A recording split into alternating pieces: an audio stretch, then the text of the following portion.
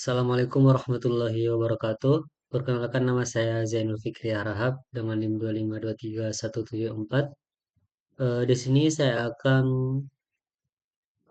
membuat video tugas mata kuliah jaringan nirkabel yang diampu oleh Bapak Rian Amanda. Nah, pada pertemuan kali ini kita akan membahas dua materi. Yang pertama yaitu BSS atau Basic Service Set, dan yang kedua bagaimana cara men-setting access point. Oke, langsung saja yang pertama.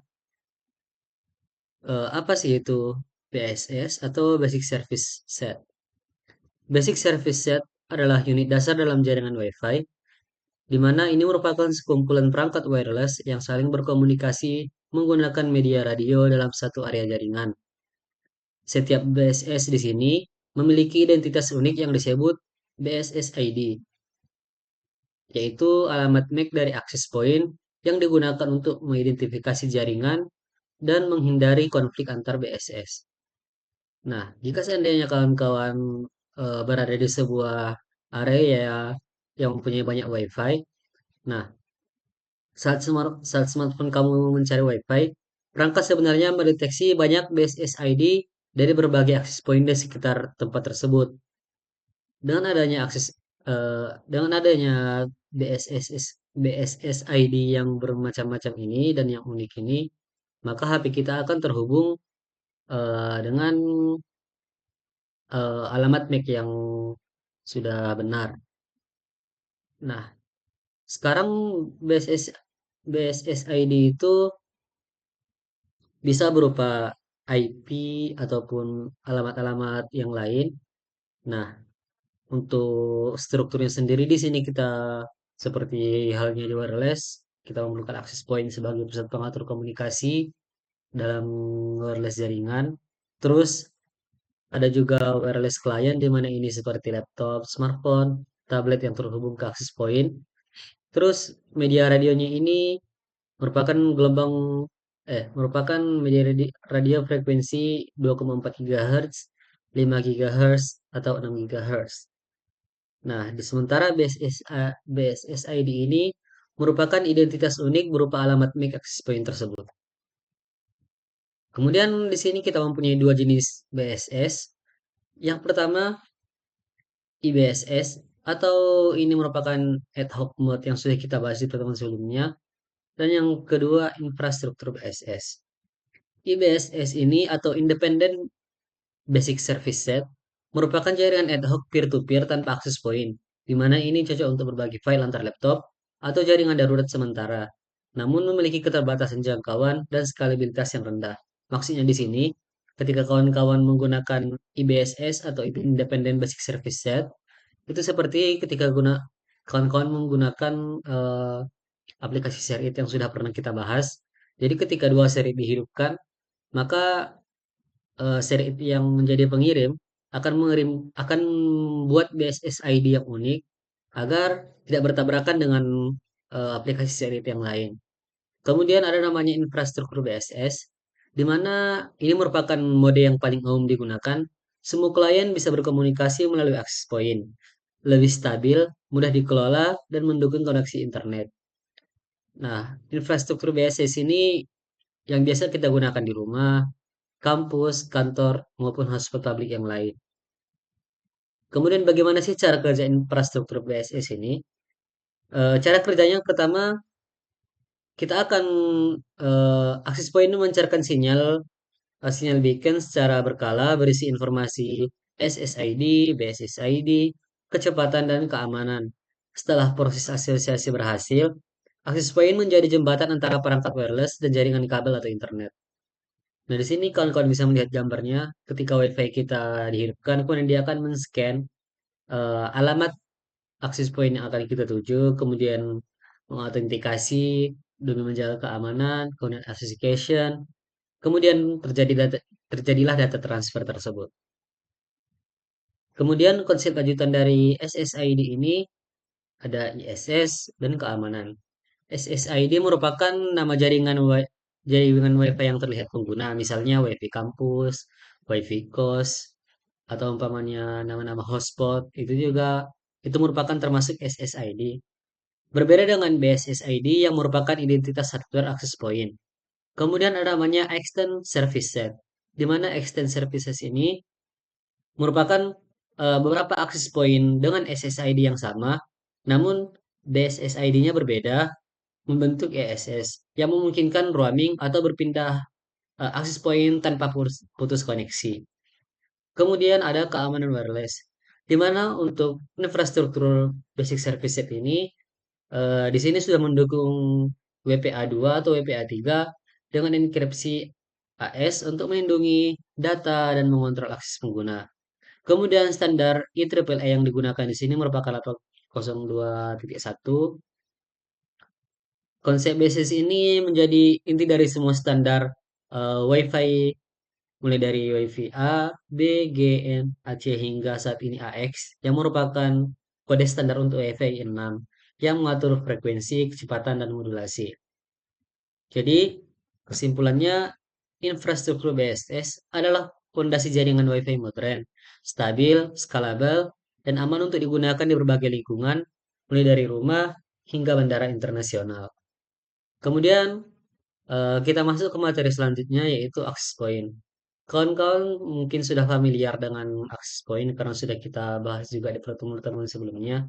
Namun yang akan kita bahas di sini, bagaimana cara kita eh, menyeting access point tersebut agar bisa kita gunakan atau bagaimana cara kita mengkonfigurasinya. Di sini kita akan membuat langkah demi langkah dari koneksi, koneksi fisik, login admin, pilih mode, SSID dan password, DHCP, dan yang terakhir simpan beserta uji. Nah, yang pertama kita harus menyiapkan alatnya terlebih dahulu. Tentunya saja kita harus mempunyai access point terlebih dahulu di sini. Kemudian kabel LAN atau UTP.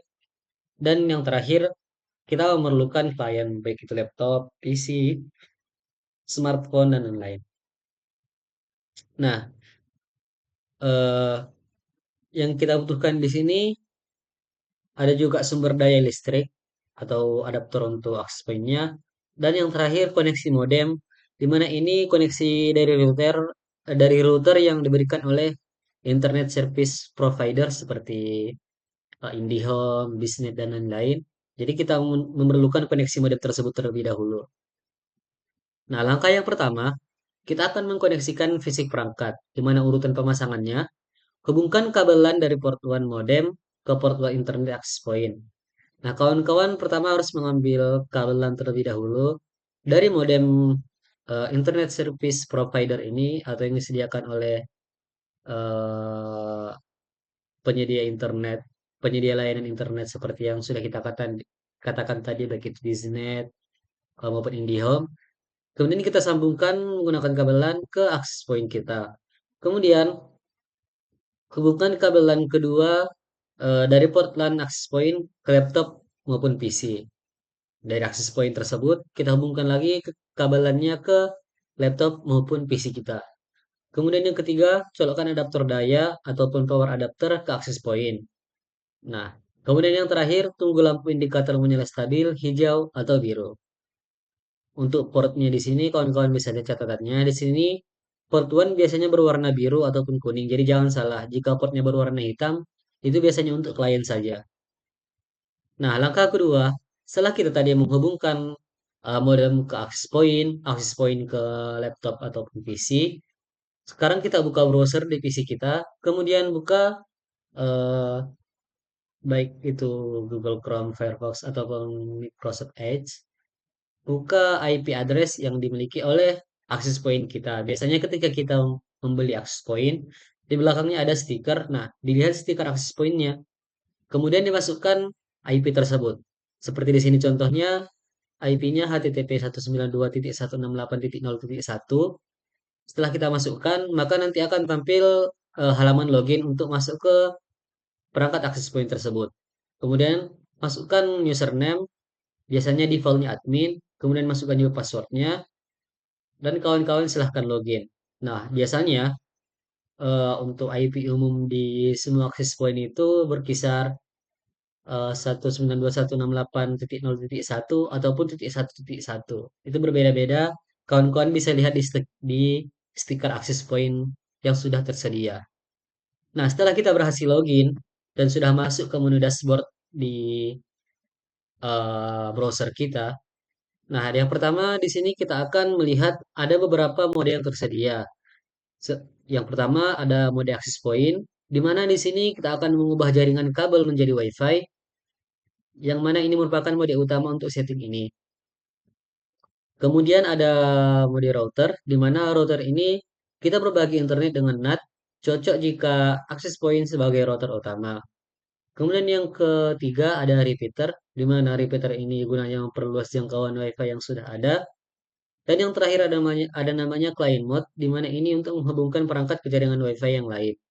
Nah, kalau saran saya, mending kawan-kawan hanya menggunakan mode access point saja. Karena jika kawan-kawan hanya memilih satu mode, kinerja access point yang kawan-kawan gunakan saat itu akan lebih terfokus pada satu tujuan saja. Jika kawan-kawan memang membutuhkan router lagi ataupun masih membutuhkan repeater untuk perluas jangkauan WiFi kawan-kawan, sebaiknya dibeli perangkat terpisah baik itu router maupun repeater agar kinerja access point kawan-kawan eh, tidak berat dan tidak terganggu. Nah, setelah itu kita masuk ke eh, menu wireless. Kawan-kawan bisa lihat di tab kiri ada wireless namanya. Masuk ke sana, kemudian kita atur SSID terlebih dahulu. Apa itu SSID? Seperti yang sudah kita jelaskan di awal tadi di Basic Service Set, bahwa SSID ini merupakan nama jaringan WiFi Anda. Bisa diubah sesuai kebutuhan, minat, seperti WiFi kantor, WiFi kos, ataupun apalah yang kawan-kawan inginkan. Kemudian pilih region. Di sini pilih saja Indonesia. Kemudian di sini pilih channelnya dipilih auto saja. Di mana di sini akses point akan mencari channel terbaik. Kemudian yang terakhir ada mode atau mode. Di sini kawan-kawan pilih yang 11 bagian mixed, di mana ini compatible untuk semua perangkat. Karena jika modenya terlalu tinggi maupun terlalu rendah, mungkin tidak mendukung untuk beberapa perangkat kawan-kawan. Nah, kemudian langkah yang kelima, setelah kita tadi men-setting SSID, kemudian kita harus men-setting password maupun keamanan WiFi. Langkah yang pertama kita masuk ke menu tab security di bagian kiri di bawah wireless tadi. Kemudian eh, konfigurasi keamanannya security tab-nya di sini kita sudah menggunakan WPA2, di mana ini merupakan standar WiFi untuk keamanan WiFi modern. Kemudian ada enkripsi AS, di mana ini merupakan salah satu algoritma enkripsi yang kuat. Dan kawan-kawan memilih wireless password di bagian paling bawah. Kemudian gunakan minimal 8 karakter dengan kombinasi huruf, angka, maupun simbol. Itu tergantung kawan-kawan. Nah, setelah setting dan keamanannya diatur, kita masuk langkah yang keenam, di mana ini merupakan pengaturan DHCP ataupun IP otomatis. Di mana ini gunanya nanti ketika kawan-kawan sudah menghidupkan akses pointnya, maka penerima ataupun eh, ya penerima maksud saya bukan pengirim, seperti klien kita akan otomatis mendapatkan IP jika seandainya terkonek dengan access point kita. Jadi IP yang kita miliki dengan IP perangkat lain itu tidak akan pernah sama. Disinilah guna pengaturan DHCP itu kawan-kawan. Yang pertama kita masuk ke bagian DHCP di tab kiri. Nah, klik enable untuk DHCP. Kemudian buat IP awalnya